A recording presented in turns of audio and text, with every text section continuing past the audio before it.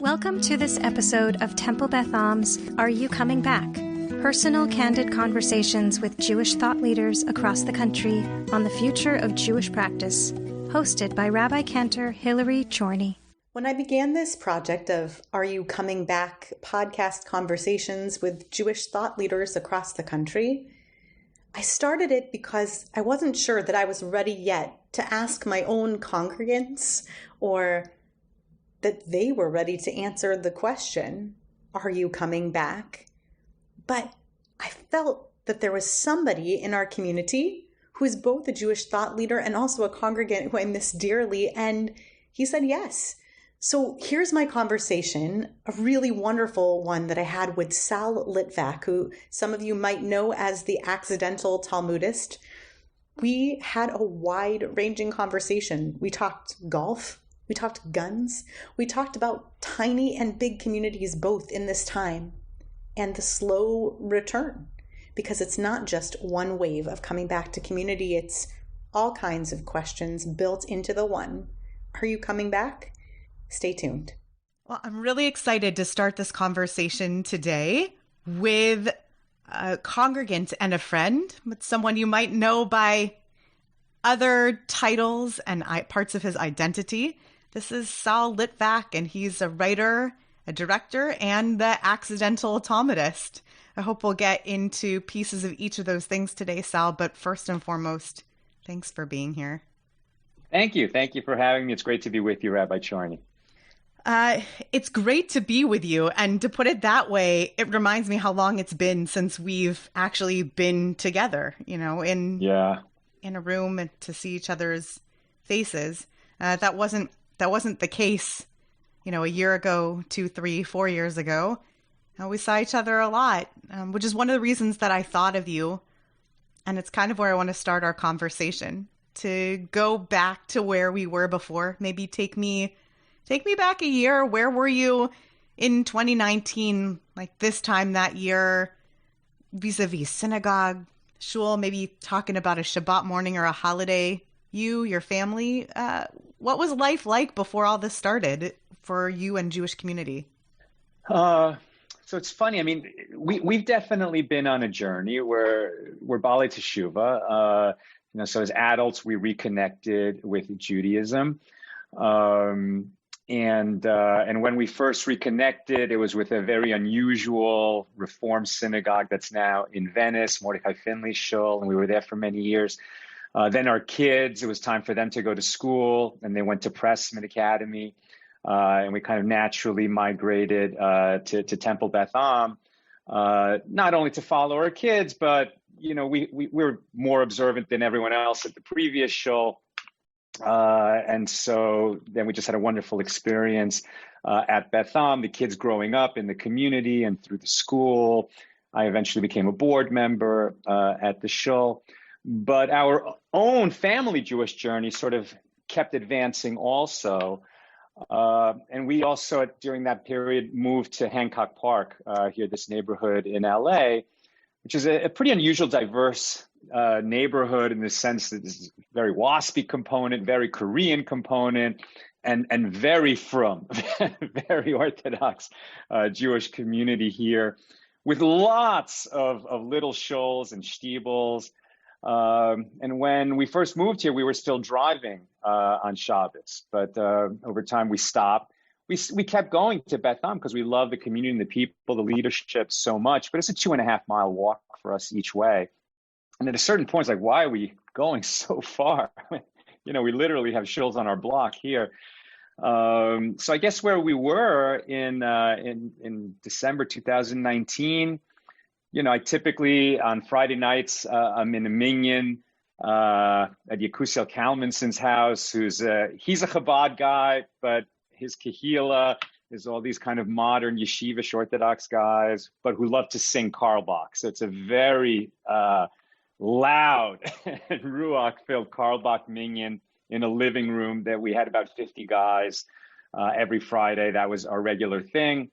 And Saturday morning, I'm by this place, Mayin Yisrael, which is called a Baal Shem Tov shul. very Hasidish and upbeat, quite a bit of Karl Bach davening in that as well. And Rabbi Wolf, who's just like a big personality and super positive. Saturday afternoons, I'd usually get to Yavne, another shul, kind of another different community. So always been a traveler in these different Jewish communities, and, lunches and dinners and getting to know everybody. And, sort of when you're outside the Orthodox world, you're just like, well, there's Orthodox. But when you're in the Orthodox world, you see there's so many different kinds of religious Jews. And just a lot of them are represented here in this neighborhood. And for daily davening, I go to a real stark Hasidic place that's literally a block away, Rabbi Rubin, and sometimes by the Hasidic Kollel in the nights. Then came COVID, and the big moment that was a division between pre-COVID and post-COVID was APAC, which you were there, right? Remember, were you there this year? I wasn't there this year. I wasn't part of the delegation, okay. But Rabbi Kligfeld was. It was a big Beth Am delegation. It was an enormous Beth Am delegation, yeah. And we had a great time, and it was just such a good experience. And we were all aware of this plague thing, but it was unclear whether it was going to be a big deal or not. And in retrospect, it was the last hurrah. Yeah. I remember coming back, and then at our Friday night minyan, I'm the gabbai there, and I said to the guys, well, just so everybody knows, I was at APAC, and apparently there's been a few cases of this COVID thing. So maybe you don't want to give me a hug like you normally do. We'll just give the elbow. And then we didn't meet again for 6 months. Like, it was just one meeting, and then everything shut down. It was 2 weeks to flatten the curve that never ended. And really, I didn't daven with a minyan again until Rosh Hashanah Yom Kippur, when we started up this same Friday night group, but outside. So now we have a backyard minyan, and I do that Friday nights. And we got together in the backyard for Rosh Hashanah Yom Kippur. But my daily davening it's here. It's my office. There's a saying in the Talmud that since the temple fell, the holy presence, the divine presence only rests in the 4 cubits where a person is studying the law. And this is where I learn and teach Torah right from this desk. I teach at Daf Yomi, a daily Talmud study class from this location. And this is also where I daven in the mornings. One thing that's been nice about COVID is that my son and I always daven together at Mincha and Mariv, the afternoon and evening service. And I kind of just, like, that was something that he just kind of did at school at Shalhevet for the afternoon service. And, sometimes I bring him with me when I went to evening services. But once COVID came, that's been a very regular thing in our lives, is praying together every evening. And that's been one of those sweet little, silver linings. And another one for me was when I started, just praying alone every morning. One thing I added consciously when COVID started was a Akedas Yitzhak. So the binding of Isaac, which is in the prayer book, but it's so easy to overlook when you're doing, fast morning prayers in a hurry with everybody. But I've just made a point, and I have read it every day since COVID began, so 8-9 months now. And it's an amazing passage that, it's not, I don't know, 15, 16 sentences. But like every time I read it, I see something new in there that's emotional. That's every day for 9 months. It's an incredible piece of Torah. What was it like coming back to that Parsha, both at Rosh Hashanah and then last week, basically, right? Just about a week ago, we were back at the Parsha. Did it feel like a rediscovery? Like you'd shifted your perspective on it? Yes, definitely. And then even today, I read it and like I never noticed before how many times it says Yitzhak Beni, right? Yitzhak, my son. It never just says, something to Yitzhak. It says to Yitzhak, my son, and to Yitzhak, his son, and to your son. I mean, the word son I don't know how many times, 8, 9 times, just really bringing home, this relationship. But then there's so many questions. I mean, now I know that you are a God-fearing man, says God, but it's so different, when you're in conversation with God already and he asks you to do this incredibly difficult thing. But, if he communicated that message to somebody who wasn't already in conversation with him, obviously it'd be a different, there's so many questions. But anyway, yes, when I came to it in the actual annual reading, it was like, oh, wow, here's my good friend, Now I know you in a different way. Your pal Yitzchak. Yeah. There are a lot of things you could have added to daily davening, even in your own personal davening. Just to press on the point for a minute longer, part of your literacy with all of Jewish text, including liturgy, means that you could have added something, anything. Was this just an accident, or is there something about that story that continues to particularly speak to you, such that when you turn it, it just has something enlightening about COVID itself or this era for you or Judaism? I'm not sure why I chose to take it on that first time that I found myself, davening at home instead of with the minyan. But over time, it's definitely made, it does connect to COVID. I mean, there's the life and death stakes that are present there, for sure. And this sense of, it's very small, it's just a father and son alone in the wilderness. There's not an audience, even the youths who came with them were left at the base of the mountain and far behind. And yet it had this, timeless impact, that just kept reverberating through the ages. And there are so many moments, I think, in our lives that we can't imagine. We have no idea the impact that they'll have. I'm not sure. Did you say? Sorry, I had a break in my sound for a second, so I was okay. Talk, but not hearing you. But I can edit out the blip. But sorry, finish the last sentence you were just saying. I mean, there's no question that somebody else's passing remark changed my life. And you said at the top of the show that I'm a writer-director. I work in film, but I'm also the accidental Talmudist, which is not something I ever could have imagined. But to just quickly share that story, as I became connected to Judaism, and I took classes at various places, up at the University of Judaism and shuls, and really from all different walks of Judaism, I was taking classes. But one thing that all the rabbis had in common is they would mention the Talmud. Sooner or later, they'd mention the Talmud, and usually sooner. So I got that it was some vast repository of wisdom, but I really didn't know what it was. I didn't have that yeshiva education. When I would go to the mitzvah store, rabbi craft store, and I would see these long shelves of the Talmud for people who are old enough to remember the Encyclopedia Britannica. So all of the knowledge of humanity fit in 23 burgundy volumes. And the knowledge of the Jews is 73 burgundy volumes. So vast, but inaccessible to somebody who doesn't really know what it is or where to begin. And I even had a feeling that I'm not allowed. I'd heard Kabbalah, you have to be 40. I was under 40 at the time. And maybe, you have to have qualifications to read the Talmud, at least be a rabbi or something. So every time I was in that store and thought about checking out the Talmud, I'd go through the same thought process and say, I guess it's not for me, and walk away. Repeat a dozen times. And then once, it was 2005, I was in that store. I was looking at those books. I started to walk away, and something stopped me. And I said, this is ridiculous. They're just books. I was an English major. I went to Harvard. My wife and I are bibliophiles. Our house is literally bursting with books. Why am I backing down from some Jewish book? There must be a book one of the Talmud. I'll just get that, see what it's like.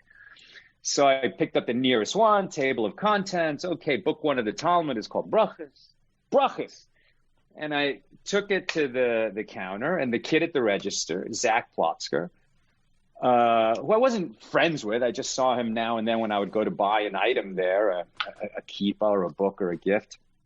And Zach's passing remark was, "Oh, you're doing Daf Yomi." And I said, "What's Daf Yomi?" Now that surprised him. So his reaction was to go like this and look at me over his glasses. And I thought, oh man, Daf Yomi must be a code. If you don't know the code, you're not allowed to read the book. He's got to not sell me the book without embarrassing me because he's kind and a good Jew. And so this is so awkward. And how do I get out of here? Ugh. And he said, Daf Yomi is a program where people around the world are reading the entire Talmud, 1 page a day, Daf Yomi, on the same schedule. And to do that, it takes 7.5 years. And today is day 1. Now, it's an extraordinary coincidence. It would have been amazing if I bought, book 1 of the Talmud on day 5 of a 7.5-year cycle. But it was literally day 1, a clear sign from Hashem.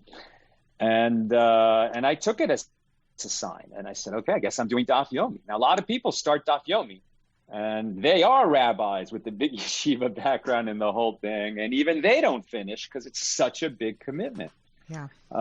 Just to read the pages an hour a day, let alone learn it. And but I felt like God put the book in my hands, and I stayed with it. For the first 3 years, I was doing it alone because when I went to a shiur that they said it was in English, every other word was Hebrew or Aramaic from the teacher's mouth. I couldn't follow it. So it's just me and Rabbi Art Scroll, this wonderful elucidation of the Talmud created by their huge staff. They invested millions of dollars into it. And 3 years later, I tried going to a class again. And again, it was very much yeshiva speak, every other word in Hebrew or Aramaic. But by then I had picked up the jargon and the logic. I could follow it. I could enjoy it. I could thrive in it. And so I stayed with it. And coming to 2012, I thought, when the cycle would end in the summer of 2012, I thought I should tell my story because maybe somebody else will be inspired to try this program of studying the Talmud. And if somebody like me could do it, anybody could do it. So I called David Suissa, who's a big fan of our first film, When Do We Eat? Passover comedy, very raucous and irreverent Passover comedy. Took him to lunch at Pat's. He told him the story and said, if I wrote that up, would you publish it? And David said, that's a cover story for the Jewish Journal. But you should write a blog to sort of set up the cover story. More people will read it, more people will hear about what you've done, and more people might be inspired to try it. So I said, sure. So I named the blog Accidental Talmudist. And if you have a blog, it was a weekly blog at the Jewish Journal, but if you have a blog, you should have a Facebook page. And it was the Facebook page that really took off because one day it's an article, the next day it's a video, then it's a meme, then a joke, then just a verse, then, every day a little different. That suited my personality. And against all odds, just grew and grew and grew and grew. And now my wife and I do this together. We have over 1 million followers around the world. Nina writes incredible hero stories every Thursday. We publish humor, history, holidays.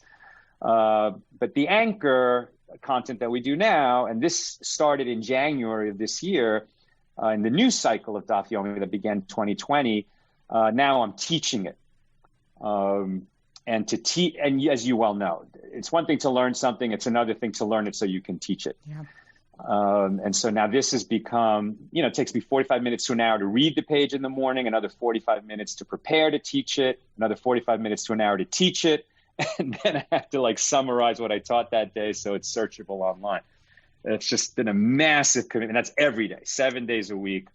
We do it at noon on Fridays, after Shabbos on Saturday nights, and every other day at 6 p.m. Pacific. But I have about 3,000 people that watch these classes every day on Facebook and YouTube. And what we're really most excited about is there's a lot of people out there who don't have a wonderful Jewish community like we have in LA, that don't have any Jews around them, and that wouldn't be learning at all if they hadn't stumbled into Accidental Talmudist. There's so many great questions to ask about your story, but I'm going to try to connect a couple of things that you said together and ask about something else related to being in this pandemic time, which is accidental is it's your key word. It's your code word. And it sounds like adding Accidental Yitzchak to your morning davening is just as, coincidental, if not as monumental in your life, as walking up to a counter with Masachet Brachot on the first day of Daf Yomi cycle. And so I'm wondering, is there anything else that you just kind of, quote, started doing or whatever during this time that's become ritual, feature, important to you? It doesn't have to be so Jewish, but I'm curious if you've picked up habits and rituals or designed them during this time. Well, I'm kind of a golf nut. I love golf. And, two things that have been big during COVID out there in America is golf and guns. And golf, for a while there you couldn't play, but I just put a net and a mat. This is my office. It's our garage. It's converted. Nina has an office right behind this wall here. And so I walk from the house to the office, many times every day. And because I have that mat and the net, every time I walk by, I can hit a few shots. And to me, golf is somewhat spiritual. It really is. And what's interesting is there's so many skills that we have in this world, and things we take for granted, we don't even realize they're skills, like putting on your glasses without poking on your eye. It's something you're an expert at, but you don't realize. Most you're days, an expert at that. And then there's other things that we kind of struggle to get better at, and we never feel like we're really competent. And in those things that we're always trying to get better at, we have blind spots. And we're sort of just, there's parts that we know what we're doing and other parts that just kind of happen. And that's often where things go wrong when they do go wrong. It happens in that blind spot. It either takes good coaching to become aware of your blind spots or breaking it down, just going back to basics, going one step at a time. And try and understand, okay, this I'm competent at, and what's the next step? And I'm not so competent at that next step, and I can work on that.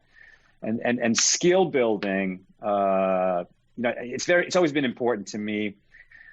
Guns, actually, the reason I mentioned it, I was never a gun guy, but in the last few years, there's been a lot of scary things going on in the world, a lot of threats to the Jewish community. And I joined a volunteer security force called Maganam, Shield of the Nation. And, a large synagogue like Beth Am with a big membership can afford security guards. These days, okay, nobody's going to the building, you don't need security guards, but in normal times. But small little shtibels, like we're talking about in my neighborhood, especially where we sing really loud and you can hear us from a block away, even when we're inside davening in the living room, but there's no security there. There's no security guard. And God forbid, bad guys should come looking for us, like happened at that Poway synagogue near San Diego, or in Tree of Life near Pittsburgh, things like that. We don't want to be defenseless, never again is something that we believe in and we're doing something about. So I entered training a year and a half ago. And it's actually amazing to me that people own guns in America who haven't gone through this training because it's been very extensive. Just a lot of training about safety, about situational awareness, marksmanship for sure, but also how to deal with situations under pressure. And God forbid there's ever an emergency, there's going to be intense pressure. And we actually study how the body, when you're in an adrenaline rush, what you can expect to happen under those kinds of circumstances. And actually so it's taken a year and a half, but this Friday, I'm actually going to be armed for the first time when I go, to daven with our minyan. I'm part of a licensed security force. It's not concealed carry, it's exposed carry. I'll have security patches on my shoulder. be a very visible presence. And it'll be weird walking through the neighborhood with a gun on my hip. And like I said, I'm not a gun guy. It's not like a natural thing for me at all. But I just felt like, well, why not me? Somebody has to step up. And I've met just a wonderful, bunch of guys who are involved in this, who take it very seriously. And our rabbi, the guy who trains us is a rabbi, Yossi Elford, who has just committed enormous personal resources to ensuring the safety of the Jewish people. Yeah, I remember commenting at the beginning of COVID, really offhandedly. Remember, I guess I meant it as a joke. Remember when the biggest thing we had to worry about was somebody with bad intentions walking into our synagogue? Remember when that was the thing that we were talking about and we were worried about? And now we've got this whole global pandemic. But I have been reminded from time to time, particularly by members who are hosting Backyard Minyanim, and when we talked about how to relocate High Holy Day services this year, that parks, even though they might seem like an interesting option as the city recalibrated and even allowed for park-based davening to happen, for worship services to happen in these places where they wouldn't normatively have allowed them, I was reminded that hasn't gone away in any sense. And it's interesting to hear you frame it the way that you do. And one of the things that interests me, I'd love to hear more about, is that even though you're talking about returning and have returned and are returning this Friday in a totally different capacity to your minyan, the minyan looks and sounds different. I'm thinking about you describing this community being so loud that would be a part of the fear, right? The davening is so intense that, it's no joke. It really does draw attention. And now in COVID, davening publicly is just different. So talk to me about how that feels, what it's been like to adjust. What have you noticed in yourself and in other people in this shift in davening? I mean, there's so many things that are at play in this. I'm the gabbai, so I send out the announcements, not only when we're going to start, and you must wear a mask, when in your seat, when walking in, when you're in your seat, because we're sitting 6 feet apart, you can pull the mask down onto your chin. You shouldn't pull it off. You should have it sort of there ready in case you stand. Some would say that since we are singing pretty loud, you should have the mask on all the time. But you just can't breathe and sing at the same time. But it's not what it was. We're definitely not back to normal by any stretch of the imagination. First of all, our numbers are way down from what they used to be. And the older guys don't come. People who feel like they're physically vulnerable don't come. There's a lot of young people who, they feel like they're invulnerable. Is that the right? Yeah. That's the right. Like they're immortal, Yeah. They can't be hurt. The double negative. And, and they just don't worry about it. It's hard to sort of control those guys. Everybody has to make their own choices. I could easily, rejoin a morning and evening minyan too. I have chosen not to. And I don't even know that my views are consistent. I just feel like, well, I got to be with a group at least once a week. But if I go daily, and what can I say? I'd really rather not get COVID. And I think your odds are just much higher if you're, constantly gathering with people, even with social distancing and masks and everything. The daily minyanim, they are keeping the masks on the whole time. I mean, they're doing a good job of that. They don't need to sing loud. They're just there to, fulfill their obligation and leave. And they're not gathering and they're not being all social and stuff the way it used to be. I mean, I'm really looking forward to this vaccine coming and, the community being a community in the way that it was a community before and without all these restrictions. Yeah, it is amazing. I want to dig into that idea that you just shared, which is it's transformative, both for you and the way that you describe you davening and davening with your son on a daily basis, and in the way that these minyaneers, these dedicated daily worshipers, morning and evening, that they're there, and that I'm just adding this layer as an assumption. You're welcome to push back on it, but that they don't even mind so much, and you might not even mind so much the restrictions that are in place and those daily commitments, and the things that you can't say when you're just davening privately, and the things that they can't do, like linger and schmooze and eat herring or whatever they would have had, because there is this other thing that they're doing or that you're doing, which is fulfilling this obligation. And that is sometimes dayenu, or maybe even every day. Right. It's enough. It's enough to be doing that. And to be there for the people saying Kaddish. I mean, that's very important. Right. Yeah. Those commitments to self, to coming out of that obligation to engaging with God daily, and then to being present for the people who are in need of a quorum to pray.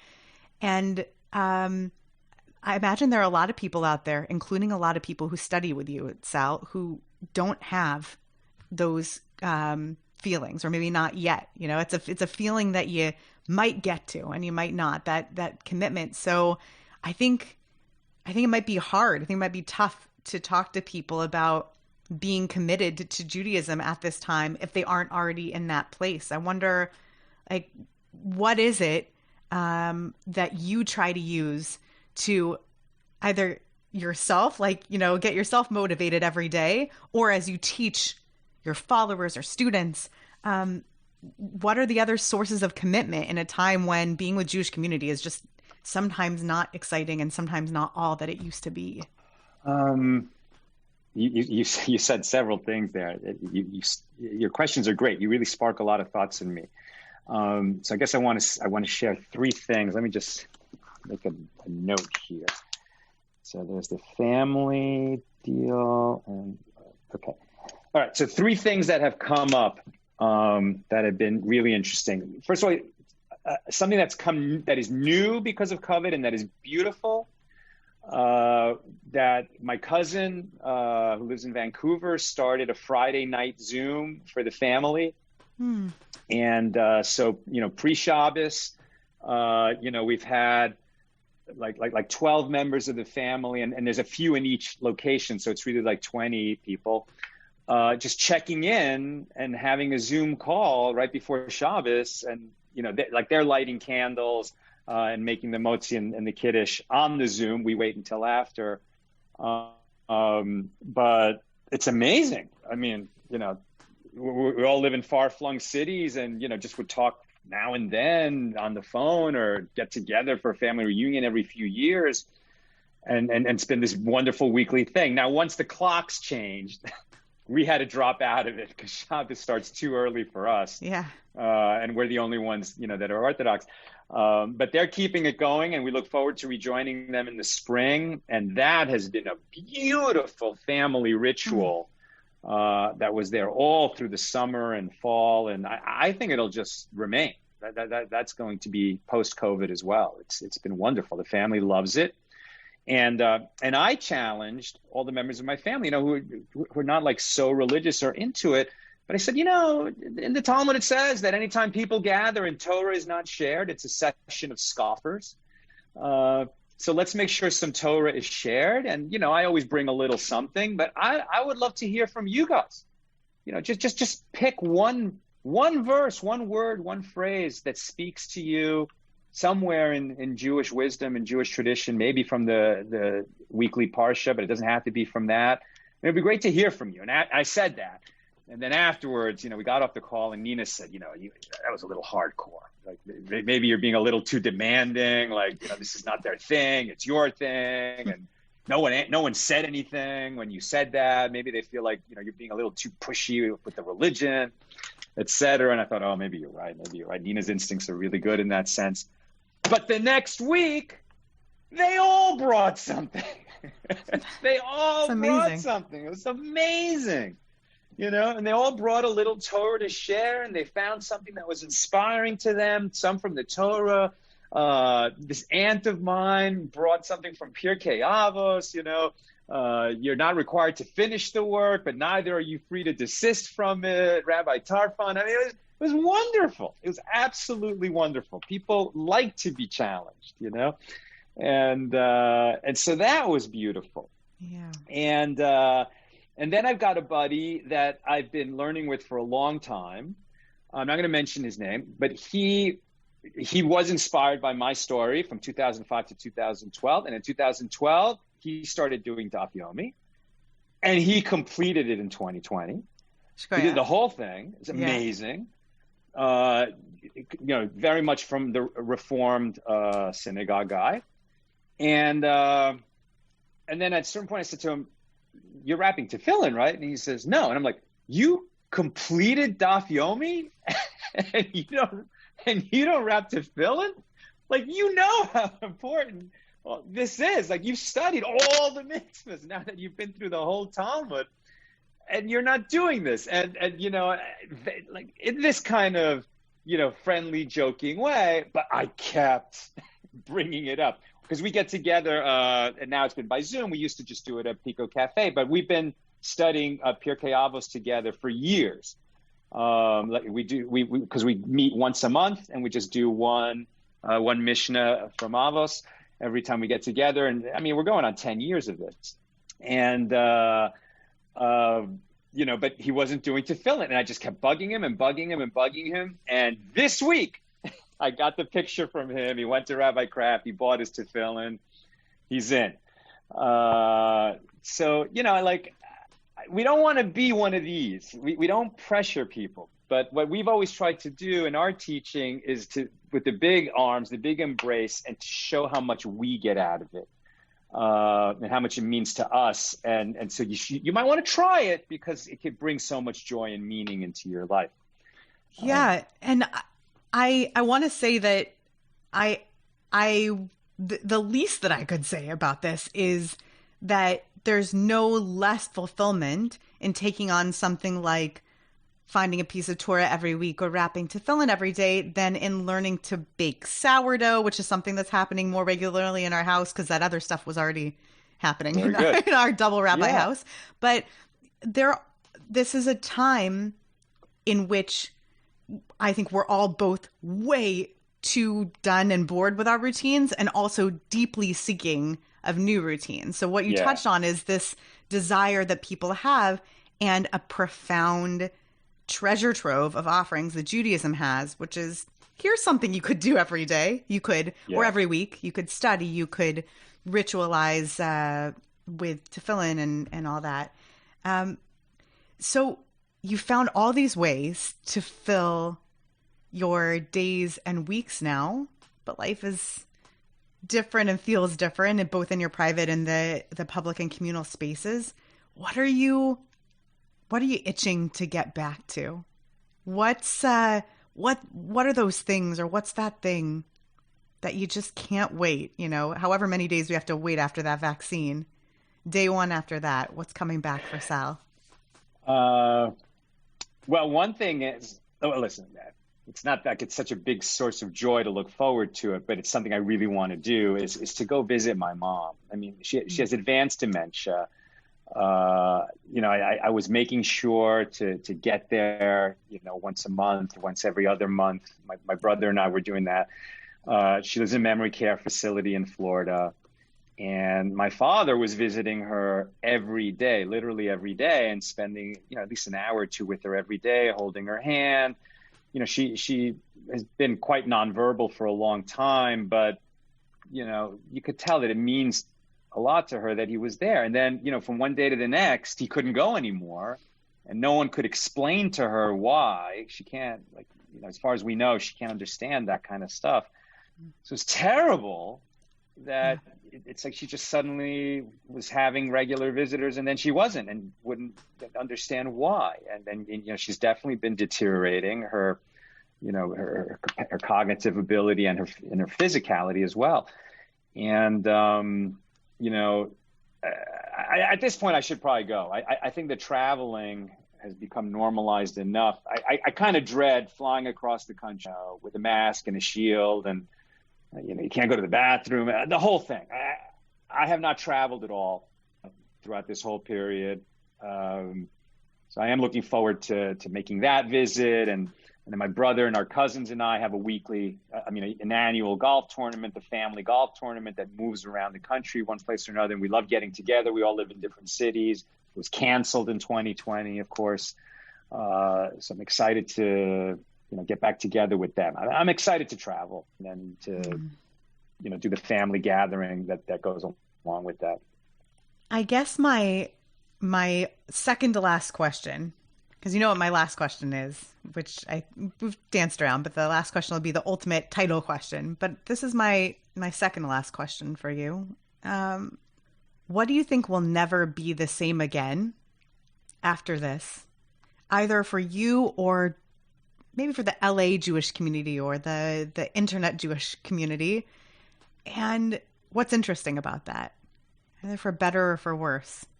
It's funny, when you say to me, what's not going to be the same again, it doesn't make me think about what's going to change in the Jewish community.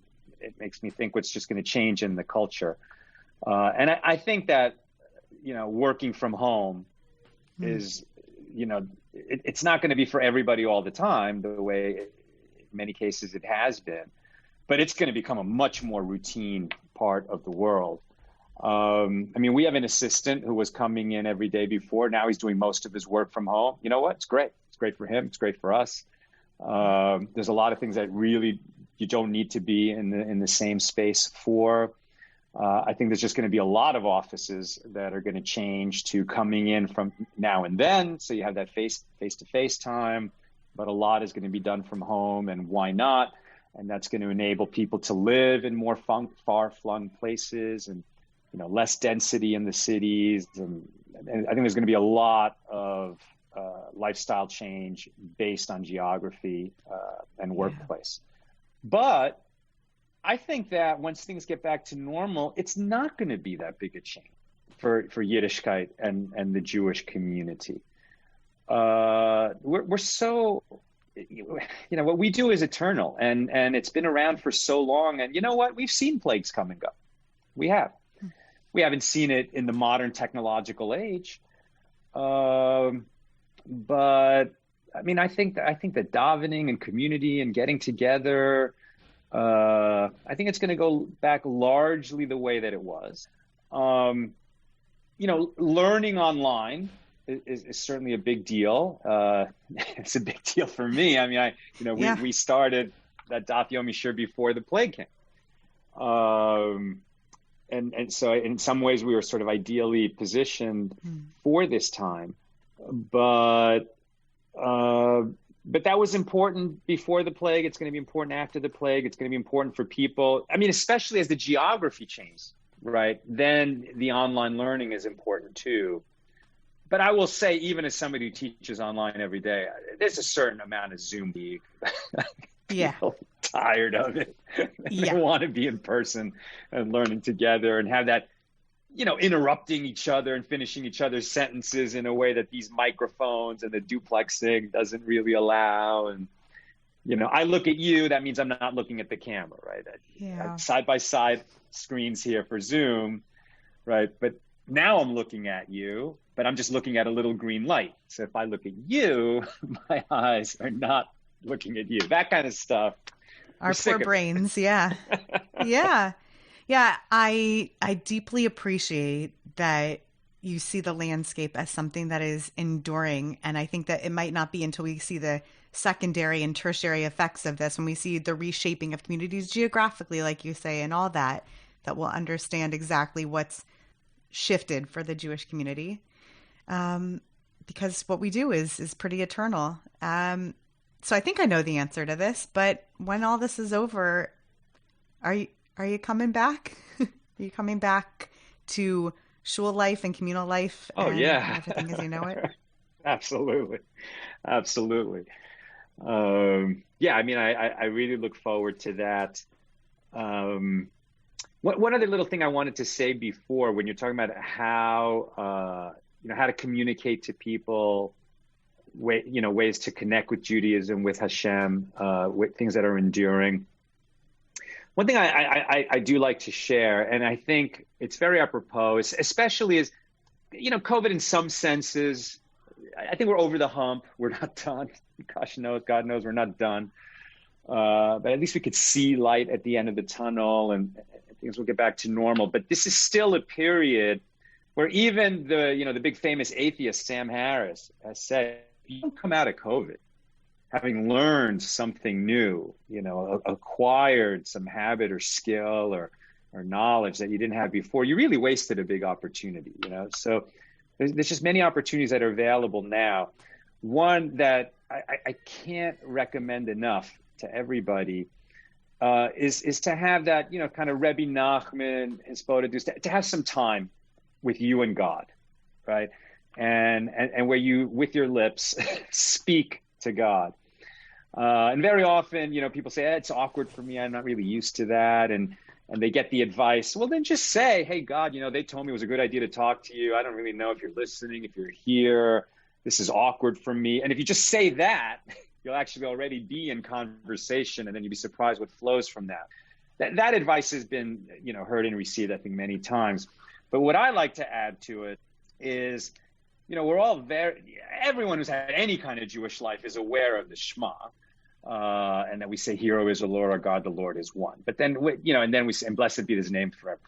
But then the very first command that comes out of that, and it's the most fundamental prayer that we have, is, "And you shall love the Lord your God."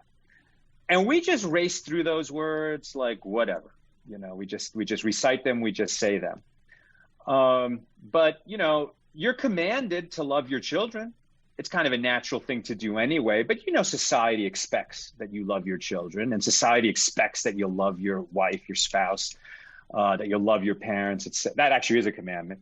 Well, no, you're not commanded to love your parents. You're commanded to honor them and to revere them. But my point is that with all these relationships in our lives where we love people and we understand the value of having a loving relationship with, the primary way that we express and manifest that love is to say, I love you, right? I mean, you say that to your kids all the time. You say that to your spouse all the time. You say it to your parents and other relatives all the time. It's no problem. No one's afraid to say, I love you to people that they're in those close relationships with. But how often do people say to their creator, who gave them life and sustains them every day, I love you? Very few do that.